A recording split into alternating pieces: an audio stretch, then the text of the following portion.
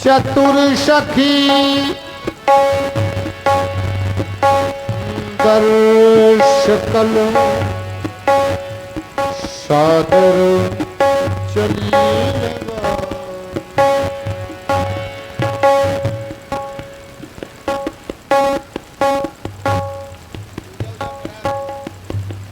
कुछ करा दो पूजा उजा, इतनी जल्दी नहीं है, इतने सारे कर।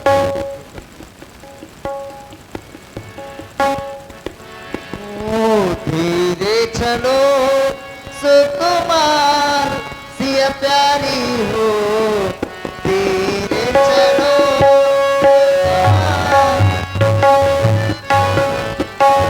धीरे चलो सुकुमार सिया प्यारी हो, धीरे चलो सुकुमार सिया प्यारी हो।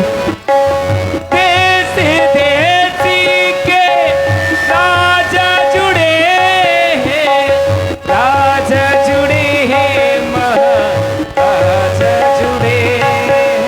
ओ राजा जुड़े हैं, महाराजा जुड़े हैं।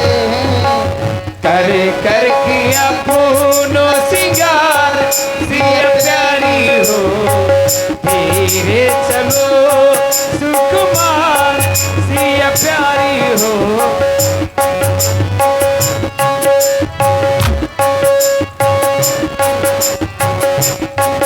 ओ जिनी की सो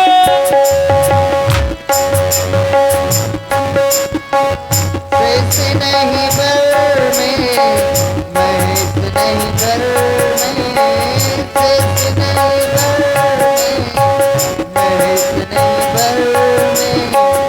जी प्यार जीवे प्यारा सिया प्यारी हो,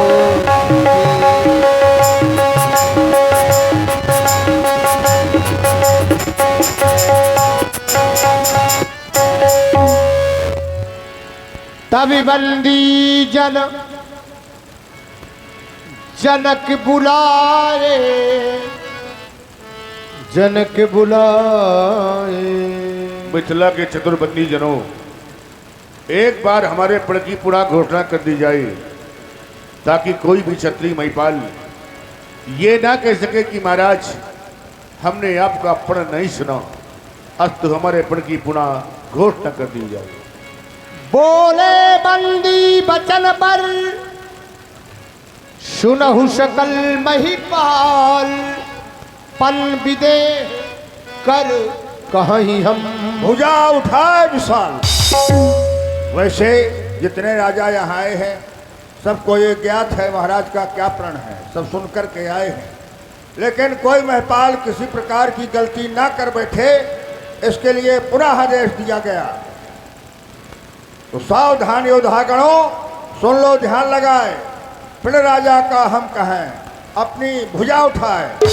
आप लोगों ने देखा रावण बाण महाभटभारे देख सरासन गवई से धारे।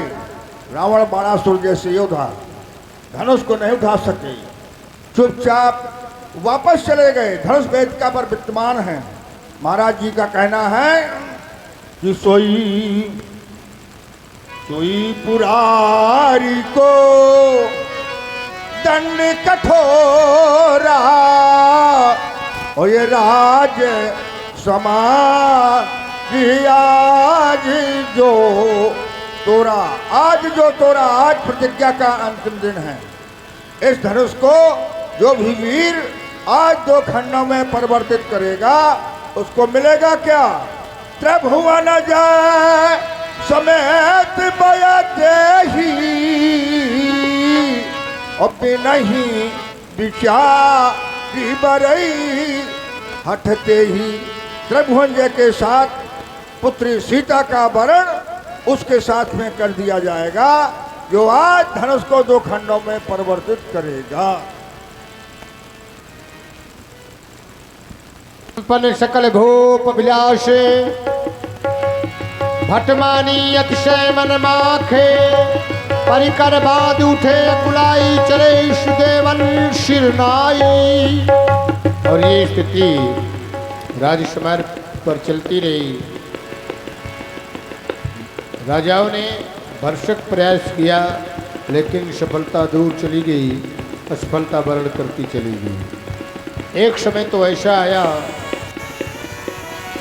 भूप साहसी दसी एक ही बारा, लगे उठावन करई न तारा। राजाओं ने विचार करके एक साथ 10,000 राजाओं ने प्रयास किया, लेकिन सफलता नहीं मिली। राजाओं की भी स्थिति बदल गई।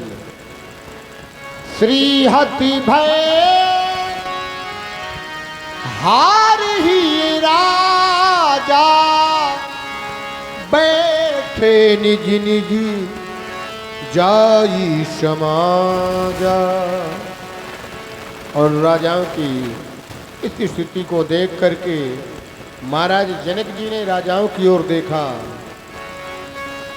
नपन बिलो की जनक अकुलारे, बोले बचन रोष जन शानी।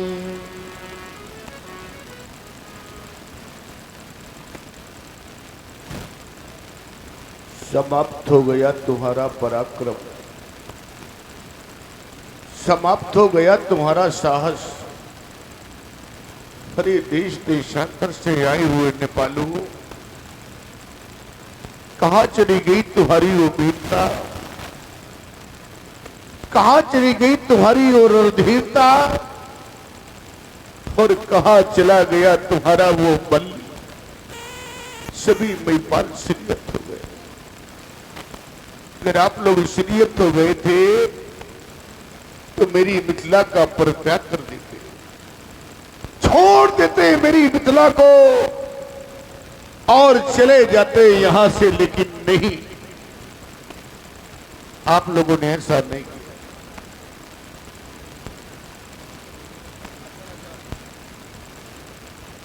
आप लोग अपने अपने स्थानों पे बैठे रहे। देख लो इन महिपालों की ओर कि ये थे डीजे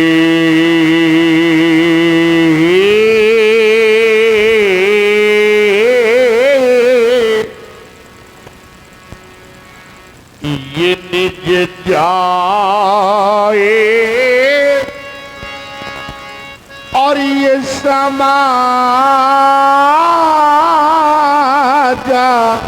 कब, जब ये सीरीहत भाई।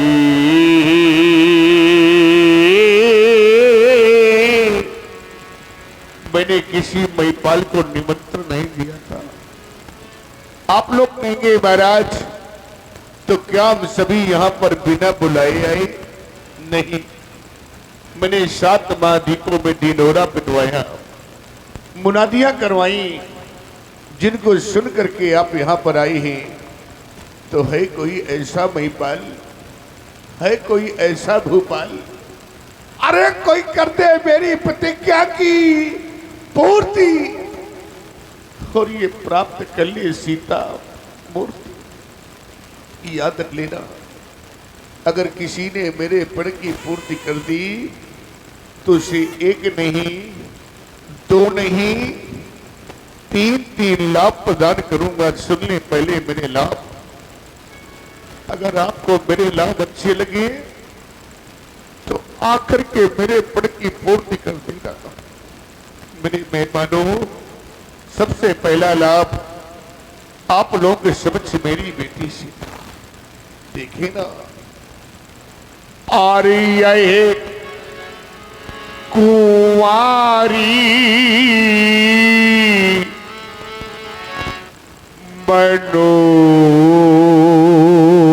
मनोहरी,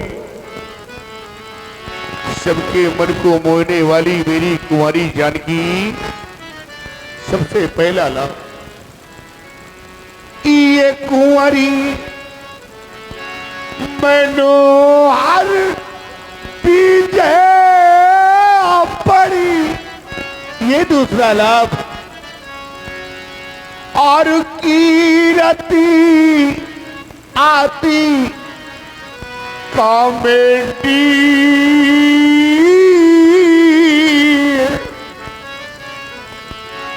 और पावन हारे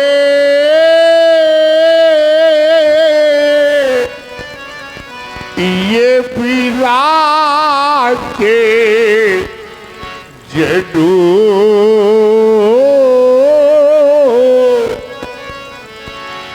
तो ये रचो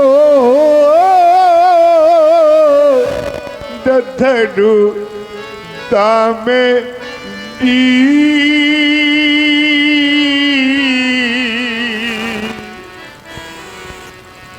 तो क्या आज मेरी बेटी कुंवारी नहीं जाएगी? किसी के द्वारा अजगों का खंडन नहीं किया गया। सभी लोग अपने अपने स्थानों में जाकर के बैठ गए।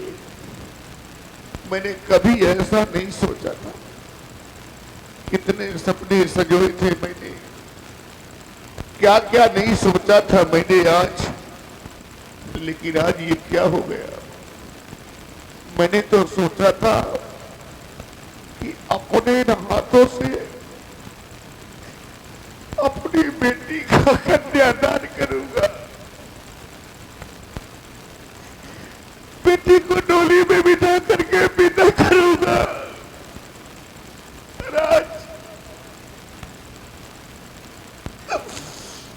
आज मेरी बेटी कुंवारी रह गई।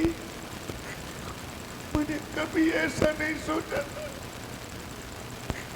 अब क्या मेरी बेटी की बात सदा सदा के लिए सुनी रह जाएगी?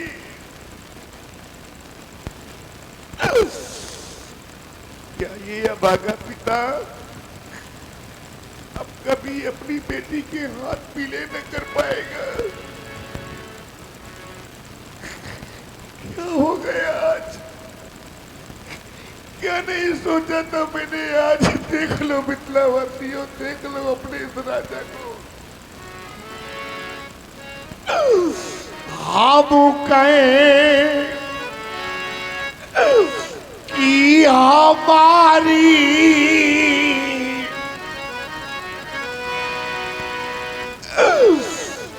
ये दुलारी रही,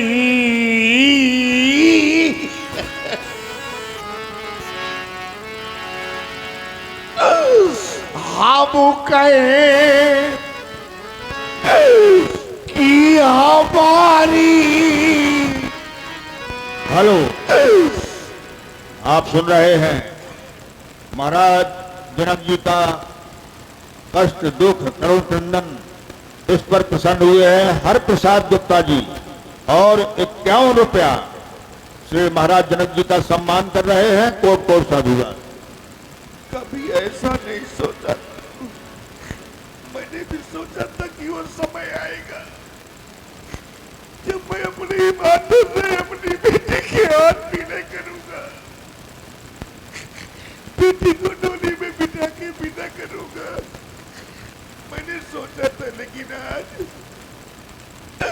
हम कहें कि हमारी ये दुलारी रही,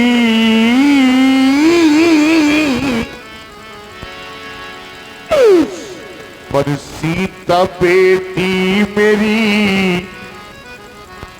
आज कुंवारी।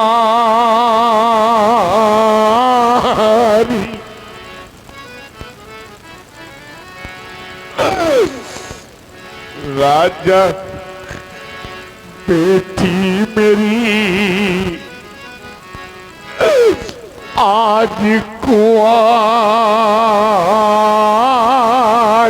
रही। सारा संसार जानता है 12 वर्षों का अकाल पड़ गया था मेरी राज्य में। प्रजा त्राहिमाम कर रही थी और ये है छोटा सा बालक उत्कर्ष दीक्षित ईशु। इनके द्वारा भी 101 रुपया से महाराज जनक जी का सम्मान किया गया और पप्पू परिहार बनारस आपके द्वारा 150 रुपया और सौरभ सिंह इंडियन आर्मी आपके द्वारा भी 150 रुपया जनक जी के चरणों में अर्पण किया गया। कोट को साधुवाद। सारा संसार जानता है। और शिवलाल भाई की तरफ से 50 रुपया भगवान जनक जी के चरणों में कोट को साधुवाद। देवर्षि नारद के कथनानुसार मैंने हल कर सर किया था और धरा से इस कन्या को प्राप्त किया। जिस दिन मैंने इस कन्या को पाया था मेरे बंधुओं, मेरे सीने से निपट गई थी ये बालिका और मैंने इसका लालन पालन किस तरह किया है सभी जानते हैं। बड़े अरमान से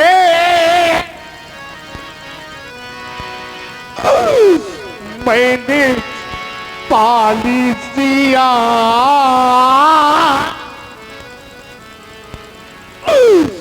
पर देख कर आज फट ता हमारा हिया। हाय मती मेरी कैसी मारी गई, आज मती मेरी कैसी मारी गई। और सीता बेटी मेरी आज कुंवारी।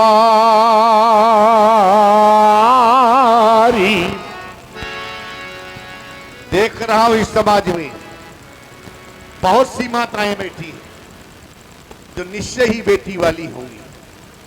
बहुत से ऐसे पिता इस समाज में बैठे हैं जिनके घरों में बेटियां होंगी।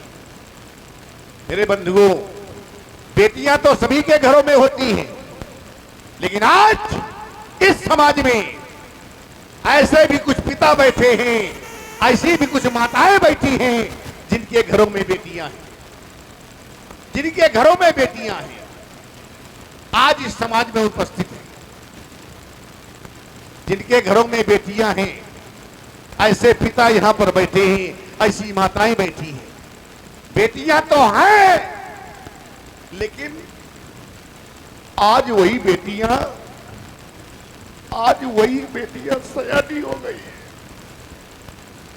हाँ, डॉक्टर श्री संतोष तिवारी जी के द्वारा ये 101 रुपया से जनक जी का सम्मान किया गया। कोट कोट साधुवाद। आज वही बेटियां विवाह योग्य हो गई है। पूछो उस बूढ़े पिता से जिसके घर में बेटी सयानी हो जाती है, विवाह योग्य हो जाती है, वो पिता कुंवर की खोज में न जाने कहां कहां भटकता है और सायंकाल थका माना जिस समय घर लौट कर आता है तो भगवान से प्रार्थना करता है कि हे परमात्मा, मैं कब तक यूं भटकता रहूंगा, मेरी बेटी के योग वर कब मिलेगा। पूछ लेना उस बेचारी माँ से जिसके घर में सयानी बेटी हो जाती है, बेटी विवाह योग्य हो जाती है, उस माँ को रात में निद्रा तक नहीं आती, क्योंकि वो जानती है कि मेरी बेटी सयानी हो गई है, मेरी बेटी विवाह योग्य हो गई है। क्या जाने वो लोग कौन लोग, ऐसे लोग नहीं जाना करते मेरे बंधुओं। कैसे लोग जीने ने ये कन्या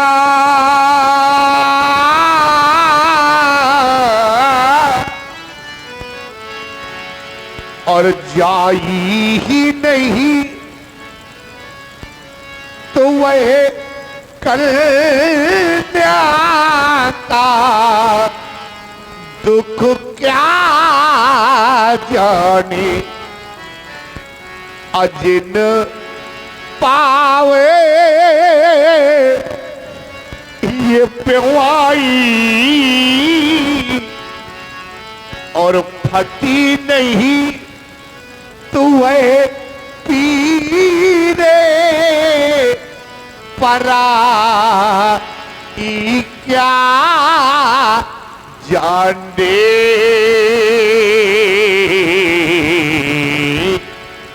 क्या जाने वो लोग कि बेटी का दर्द होता क्या है, पिता की वेदना क्या होती है। ये तो वही लोग बता सकते हैं जिनके घरों में बेटियां हैं।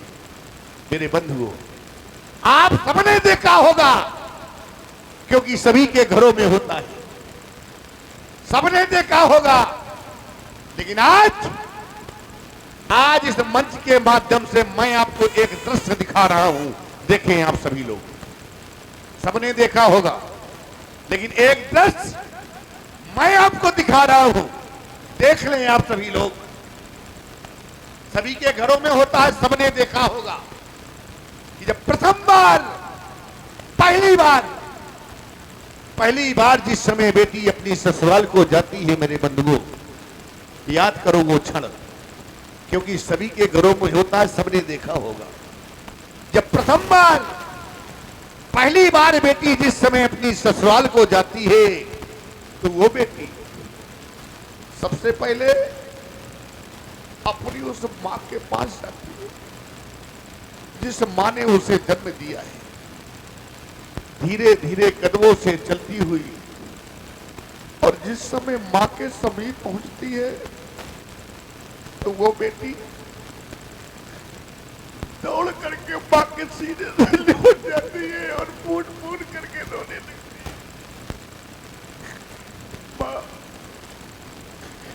मां मैं आज जा रही हूं। वो बेचारी मां सबसे पहले बेटी का मुख चूमती है, बेटी के सर पर स्नेह भरा हाथ फिराती है और कहती है, बेटी एक दिन दुल्हन बनकर के मैं भी इस घर में आई थी, लेकिन मैंने कभी सोचा था कितनी जल्दी तुम मुझसे अलग होकर चली जाएगी। और ये कह करके वो बेचारी मां स्वयं बेटी से लिपट जाती है और रोने लगती है। मेरे बंधु, संसार में कितना भी कठोर पिता हो, कितना भी पत्थर दिल पिता हो, देखा होगा आपने, संसार का कितना भी पत्थर दिल पिता हो, कितना भी कठोर से कठोर पिता हो, हाँ ये देखिए, जिसने बेटी जाई ही नहीं वो बेटी का दुख क्या जाने। आप हैं सुनील निगम जी, आपने जनक जी का 101 रुपए से सम्मान किया है, कोट कोट साधुवाद। मेरे बंधुओं, कितना भी कठोर पिता हो, याद रख लेना, कितना भी पत्थर दिल पिता हो, लेकिन जिस समय अपनी बेटी को लेकर के डोली में बिठाता है और जिस समय जाने के लिए मुड़ता है तो वो बेटी डोली से उतरकर और जिस समय दौड़ करके अपने पिता से लिपट जाती है और रोने लगती है तो अनायास ही पत्थर दिल पिता की आंखों में आंसू आ जाते हैं। चाहे जितना कठोर पिता हो मेरे मित्रों, लेकिन जिस समय बेटी पिता से लिपट करके रोती है, पिताजी कहकर जिस समय बेटी रोने लगती है तो अनायास उस पिता की आंखों में आंसू आ जाते हैं। आंखों में आंसू को छिपाता है वो पिता, कहीं मेरी बेटी मेरे आंसू न देख ले, और डोली में बिठा करके बेटी को विदा करता है। जैसे कि डोली में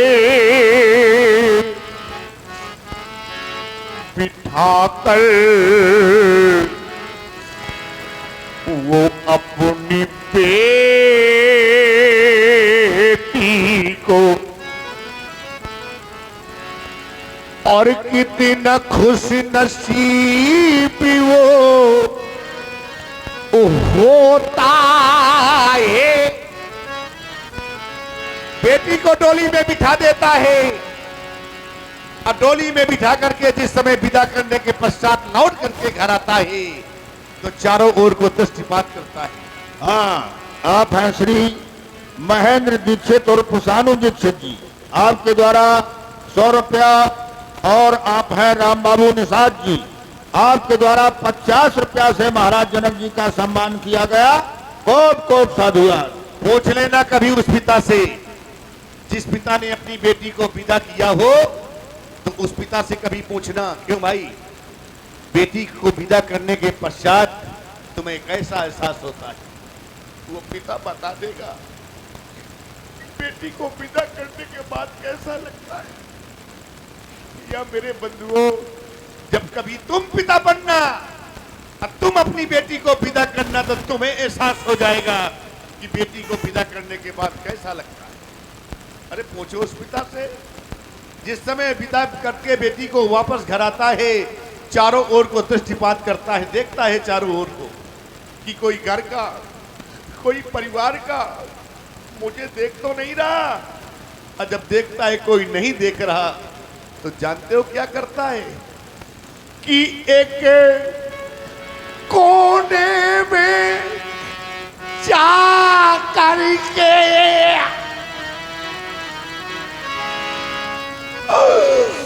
वो तो फूट फूट एक कोने में जा करके वो तो फूट फूट कर रोता है। आज मेरी बेटी चली गई, आज मेरा आंगन सोना हो गया, मेरे हृदय का टुकड़ा चला गया। बार बार कहा करता हूं और आज भी इस मंच के माध्यम से कह रहा हूं, मेरे बंधुओं याद रख लेना मेरी बात को। सबसे अधिक घर में, परिवार में पिता का अगर कोई ख्याल करने वाला है, पिता का ध्यान रखने वाला है, पिता का सम्मान करने वाला है, तो वो है उसकी बेटी। एक पिता जिस समय थका हारा बाहर से कहीं लौट करके घर आता है, दरवाजे पे खड़ा होकर आवाज लगाता है बिना किसी का नाम लिए, लाओ लाओ कोई मुझे पानी पिला दो, बड़ी जोर से प्यास लगी है। आजमा लेना मेरे बंधुओं, वहीं पर आपका बेटा बैठा रहेगा, वहीं पर आपकी पत्नी बैठी रहेगी, लेकिन प्यासे पिता को पानी पिलाने के लिए दौड़ करके आई तो उसकी बेटी, लो पिताजी पानी पी लो। तभी तो मैं कहा करता हूं कि बेटा भाई इस जगत पे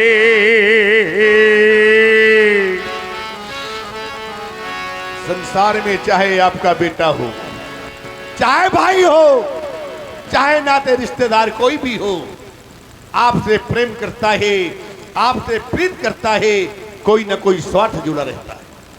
लेकिन आज समाज में दावे के साथ कह रहा हूं मेरे बंधुओं कि बेटी का एक ऐसा पवित्र रिश्ता होता है जो निस्वार्थ होता है। बेटी का कोई स्वार्थ नहीं होता। अरे बेटी तो उस धान की बेल की तरह है जो लगाई कहीं जाती है, कुछ बड़ी होने के पश्चात उसको उखाड़ करके दूसरे स्थान पर ले जाया जाता है। और आप हैं श्री राज द्विवेदी जी उर्फ बंटू महाराज, उनके द्वारा 100 रुपया से महाराज जनक जी का सम्मान किया गया। बहुत बहुत धन्यवाद। तभी मैं कहा करता हूं मेरे बंधुओं कि बेटा भाई इस जगत में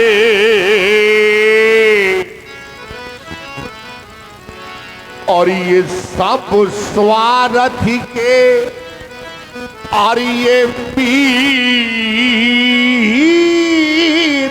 पर बेटी अपने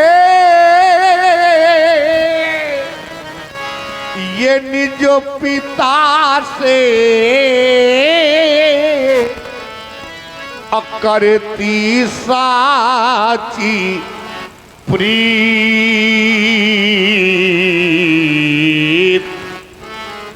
बेटी अपने निजे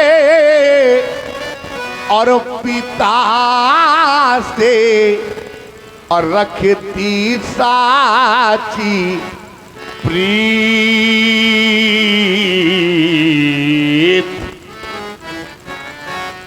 मैंने सुना है लोग कहा करते हैं कि भैया बेटी पराया धन है ना, बेटी पराया धन है।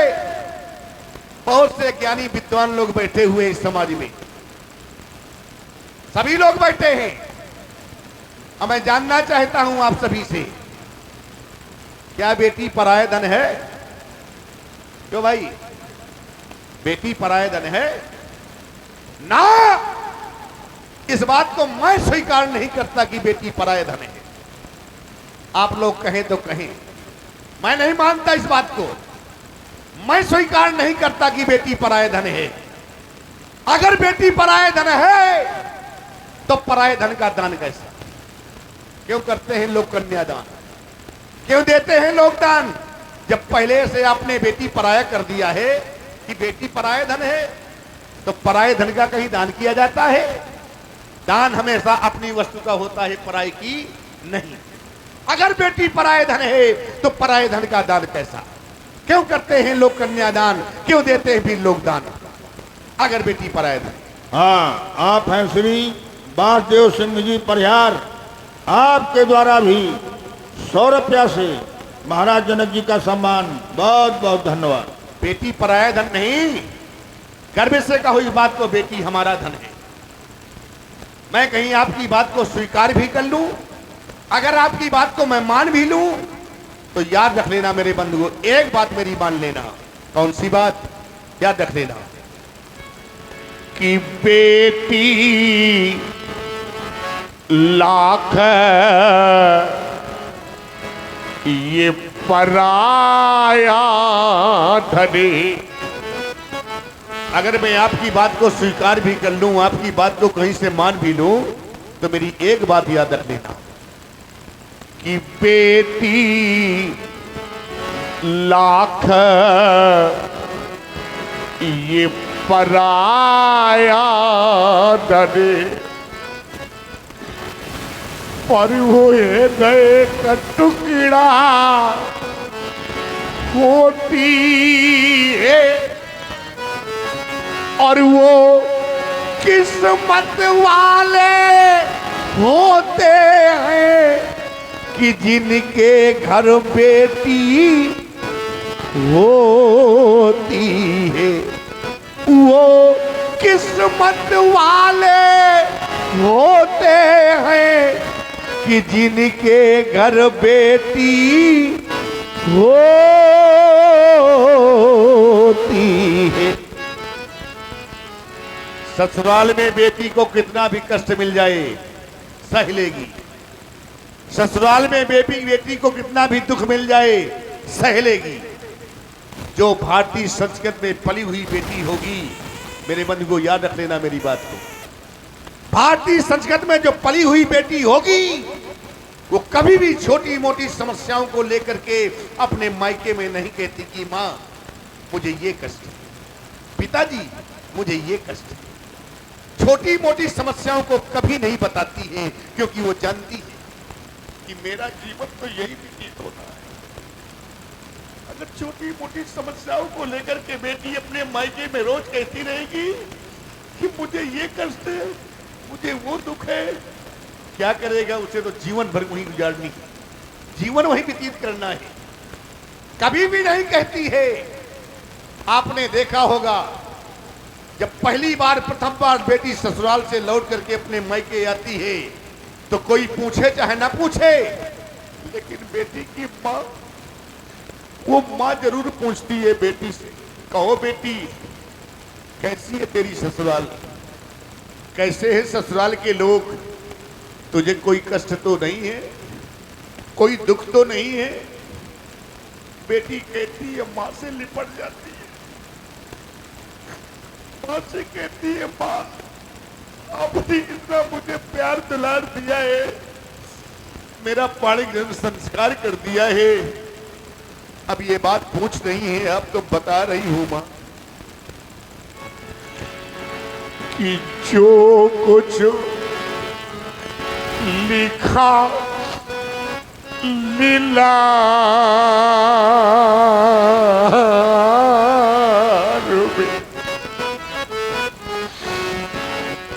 जो कुछ मेरे भाग्य में लिखा होगा वो तो मुझे मिलेगा मिलेगा माँ।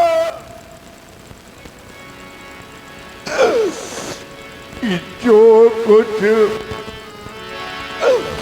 लिखा लीला रूबी और जैसो बनो संजो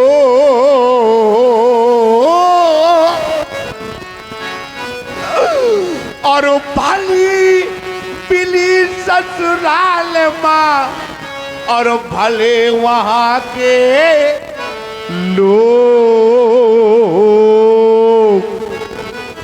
कभी भी छोटी मोटी समस्याओं को बेटी घर में नहीं कहती है, लेकिन मेरे बंधुओं एक बात और याद रख लेना, सब कुछ सहन कर लेगी बेटी, लेकिन अगर ससुराली जनों के द्वारा बेटी के माँ बाप का अपमान किया गया, बेटी के माँ बाप को अपशब्द कहे गए, तो याद रख लेना यही भारतीय संस्कृति में पली हुई बेटी अपने प्राण त्याग देगी, लेकिन अपने माँ बाप एक शब्द नहीं सुन सकती, माँ बाप के खिलाफ एक शब्द नहीं सुन सकती है, अपने प्राणों का विसर्जन कर देगी, अपने प्राण त्याग देगी, लेकिन अपने माँ बाप कभी नहीं। ये भारतीय संस्कृति में पली हुई बेटी। बार बार कहा करता हूं और आज भी इस बात को कह रहा हूं कि जीवन में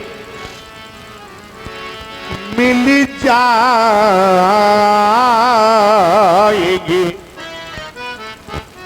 मेरे बंधुओं, मैं देख रहा हूं समय सूचक यंत्र मुझे भी बाध्य कर रहा है, इसलिए सिर्फ अंतिम बात कह करके अपनी बात समाप्त करूंगा। अब मेरी इस बात को ध्यान से सुन लेना, सुन ही ना लेना, मैं सबसे इस बात को निवेदन कर रहा हूं, मेरी बात को ध्यान से सुनना आप सभी लोग। बड़े बड़े धनवानों को देखा है मैंने, बड़े बड़े पूंजीपतियों को देखा है मैंने।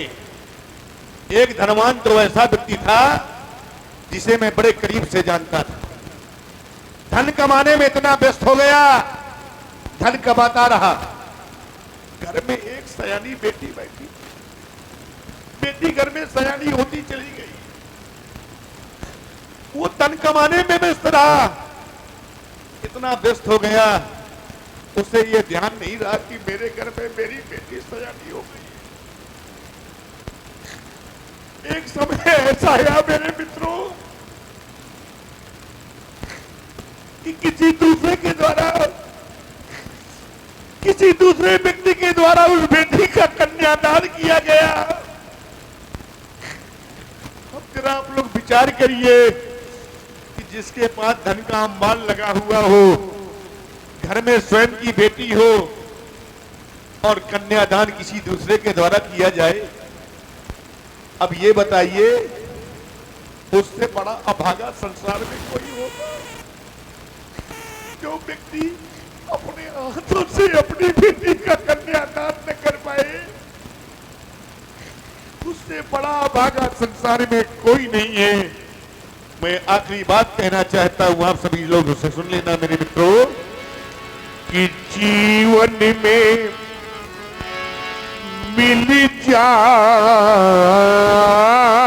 जाएगी धर्म अकर्म हजार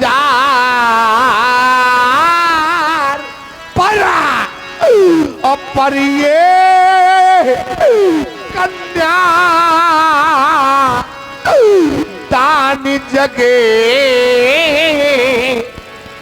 और मिले न बारम बार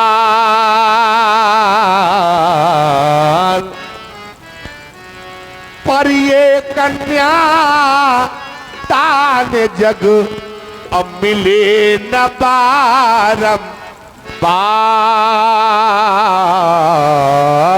आप हैं श्री बलदेव यादव जी, आपके द्वारा भी महाराज जी के सम्मान में 100 रुपये अर्पण किए गए। कोट कोट साधुवाद। बस समाप्त हो गया सीता स्वयंवर। ये ज्ञान की नगरी है मिथिला। मैंने सोचा था ज्ञान की नगरी है मिथिला, पुर नर नार सबक सुसंता धर्मशील ज्ञानी गुणवंता, लेकिन आज देख क्या रहा हूं कि ये है मौन सभी क्यों पंडित ज्ञानी। कहां चला गया मिथिला का ज्ञान? इस ज्ञानी पुरी का ज्ञानी कहा है? याद आया, क्या याद आया कि वो मां गिरजा का वरदानी कहा है? क्या मां गिरजा की वाणी मिथ्या हो गई? क्या मां गिरजा की वाणी झूठी हो गई? मां गिरजा ने कहा था, सुन सी सत्य आशीष से हमारी पूजा ही मनोकामना तुम्हारी। तो क्या मां गिरजा की वाणी मिथ्या हो गई? नहीं, नहीं तो फिर हो क्या गया? इन पीरों का स्वाभिमान दबान, इन राजाओं का सम्मान कहां है? जब आपके पास सम्मान नहीं रह गया, स्वाभिमान नहीं रह गया, तो कैसे करूं मैं सम्मान? कहना नहीं चाहता था, लेकिन आप लोगों ने विवश कर दिया कहने के लिए, बाध्य कर दिया कहने के लिए। और जब बाध्य कर दिया है, विवश कर दिया है, तो आज मुझको कह देना पड़ा, क्योंकि मैंने जाना है। क्या जाना है मैंने? कि ये आप जनी को आइए मां खाए भात मानी। क्यों? ये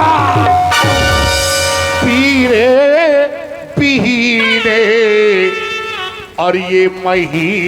मैं बात समझ गया, कोई भी ऐसा पेड़ नहीं जो मेरे पेड़ की पूर्ति कर दे। अब एक कार्य शेष बचा है, वही कार्य आपको करना है। कौन सा कार्य? कि अब ताजा हूं आस, आशा को छोड़ दो। अब करना क्या है? कि अब निजे निजे गृह जाहू। क्यों?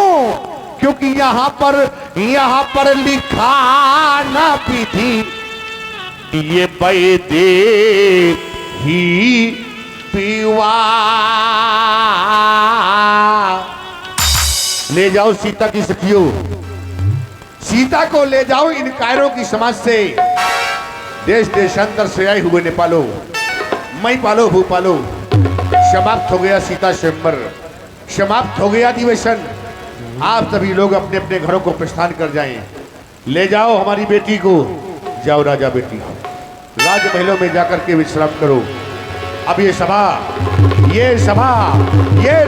करा दो, क्योंकि बिगड़ गया मिथिलेश का ये रंग अमन का।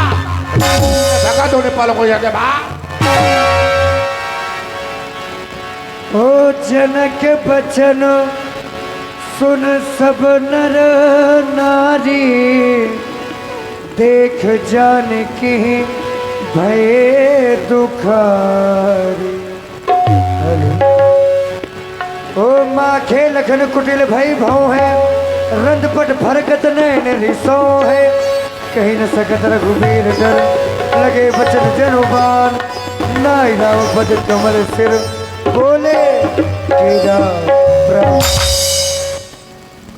हे भव्य भारत के शिरोमणि, सूर्य वंश के दिवाकर, संपूर्ण ब्रह्मांड के त्राता, आज आपके समक्ष योगी जनक जी के द्वारा 3 शब्दों का प्रयोग किया जा रहा है।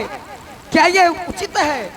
फिर जिस समाज में रघुवंशियों का एक अंश भी उपस्थित होता है वहाँ किसी का साहस